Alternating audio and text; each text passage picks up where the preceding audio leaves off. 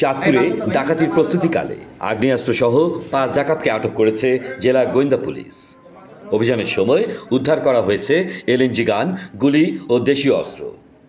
মঙ্গলবার রাত ৩টায় চাঁদপুর শহরের ওয়্যারলেস বাজার এলাকায় অভিযান চালায় গোয়েন্দা শাখার একটি দল। পুলিশের গোপন সংবাদের ভিত্তিতে ডাকাতির প্রস্তুতিকালে ৫ জনকে আটক করা হয়। অপারেশন ডেভিল হান্ট অভিযানে নেতৃত্ব দেন গোয়েন্দা শাখার অফিসার ইনচার্জ মোহাম্মদ মুজিবুর রহমান। তার সঙ্গে ছিলেন এসআই মাজারুল হক, মিজানুর রহমান এবং এএসআই শামসুল ইসলাম সহ যৌথ বাহিনীর সদস্যরা। পুলিশ জানায়, আটককৃতরা হলেন বেলাল, সুজন, লিটন, হালিম ও মামুন। তারা সবাই নোয়াখালী ও লক্ষ্মীপুর জেলার বাসিন্দা। অভিযানে তাদের কাছ থেকে উদ্ধার করা হয় একটি এলএনজি গান, ৩ রাউন্ড গুলি, বিপুল পরিমাণ দেশীয় অস্ত্র ও একটি মিনি ট্রাক।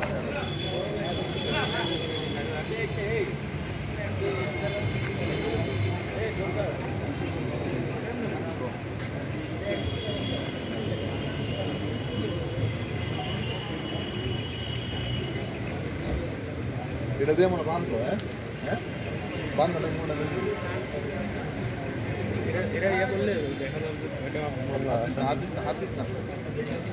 সে অপারেশন ডেভিল হান্ট চলমান। চাঁদপুর জেলায়ও অপারেশন ডেভিল হান্ট ব্যাপক আকারে চলমান রয়েছে। অপারেশন ডেভিল হান্ট চলাকালীন গোপন সংবাদের ভিত্তিতে আমরা জানতে পারি যে চাঁদপুর জেলার সদর মডেল থানাধীন ওয়্যারলেস বাজার মোড়ের পাশে একটি আবাসিক মেসে কয়েকজন ডাকাত দল অবস্থান করছে এবং ডাকাতির প্রস্তুতি গ্রহণ করেছে। এই সংবাদের ভিত্তিতে আমাদের ডিবি পুলিশের নেতৃত্বে যৌথ বাহিনীর সমন্বয়ে একটি টিম সেখানে অভিযান পরিচালনা করে সেখানে ৫ জন ডাকাতকে আটক করে।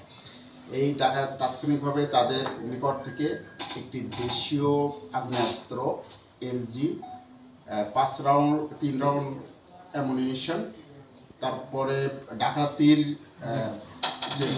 ডাকাতি কাজে ব্যবহৃত বিভিন্ন ধরনের সরঞ্জামাদি এবং একটি পিকআপ ভ্যান জব্দ করে।